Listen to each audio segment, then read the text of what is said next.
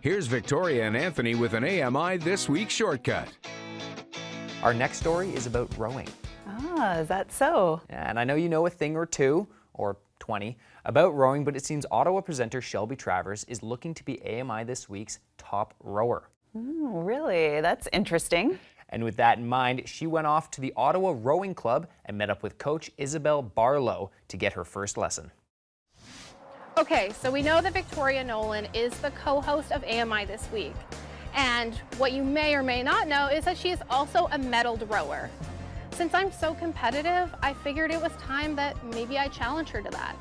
First step is having my lesson, and no better to teach me that than Isabel. So I think we're gonna learn some things today. What are the things we're gonna go over? So the first thing we're going to tackle is that rowing is a full body sport. A lot of people, when they come in, they assume it's like canoeing or kayaking where you're just using your arms. A lot of people say, oh, you're a rower? I bet your arms are so strong. Can I see your biceps? First and foremost, you use your legs a lot. They're the biggest muscles in your body. That's where all of your power comes from. So we're tackling full body sport. Second, we're going to learn how to square and feather the blades that we use in rowing. They're shaped a little bit like spoons, so they're curved at the edge. So when you reach out, plant the blades in the water and push. You reach out, grab the water, push it away from the boat. All right, well, I guess let's get it started. Perfect. First step, I guess, is not on the water. I am now on a rowing machine. Tell me why I'm here. So we're on the rowing machine first, so I can teach you the basic steps of how to row. So there are 3 main steps that you need to learn first. So I'll get you to grab the handle here. Okay. Perfect. And you're gonna sit with your legs straight.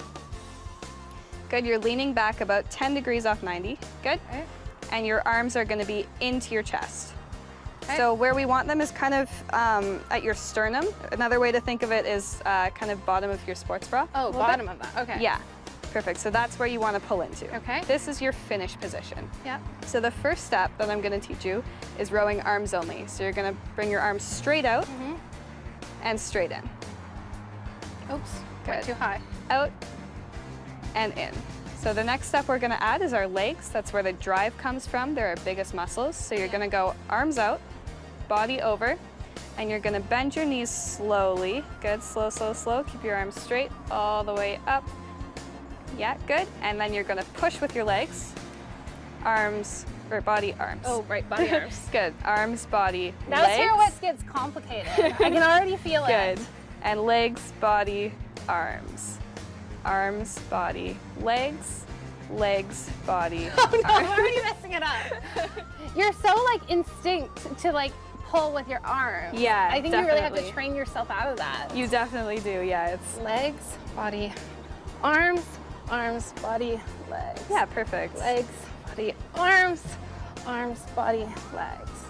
Legs, body, arms, arms, body. Good. Now that I have the technique down, it's time to head out to the river. Part of being a rower is to help move the boat out of the garage. With the boat in the water, I squirm my way into the seat. Now we're going to move to the second part of our lesson. We're going to square and feather the blades. Okay. So how your blades are right now, they're flat on the water. This is the feathered position. Okay. How we're going to square them is you're going to rotate your wrists forwards, just like that. And you're just going to watch the blade and you're going to feather and square. And feather and square. Good. And we just want to turn them until you can feel the oar click. Step number 2, complete. I think I got this. Time to put it to practice. We head upriver with the help of one of the club's rowers. I'm going to get you to start with your hands in towards your body. And then when I say go, you're going to push them out, square the blade, drop the blades in the water, and pull into your body. Okay. Okay? Yeah. Ready, Yeah. go. Arms out straight. Good. Square the blade, drop them in, and pull in, just so where it feels comfortable. Yeah, perfect. Yeah, that looked really good. That was a nice stroke. In the shadow of Parliament Hill, my lesson continues. Yeah, I want you to feel the ends of the oars with your thumbs. Yeah, Okay. So just step on the end there.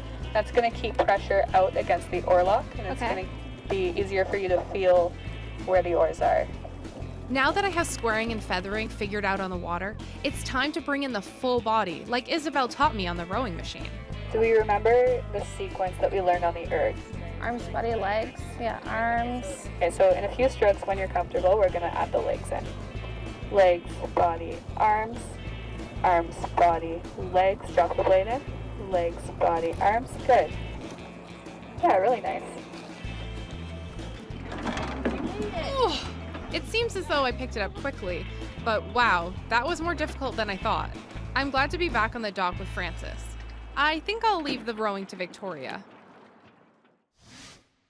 Well, I guess I have nothing to worry about. Seriously, though, she did really well for her first time. I thought she did too, but there are so many things to think about: squaring and feathering the blade, body, arms, legs, legs, arms, body.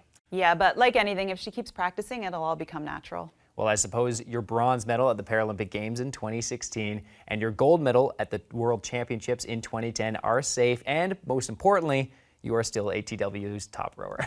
Well, thanks, Anthony. And I challenge any of the other presenters to try and break my record.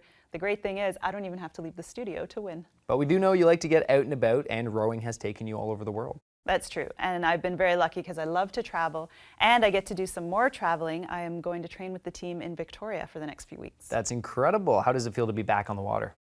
Great to be back on the water, but definitely a shock to the system to be back in training.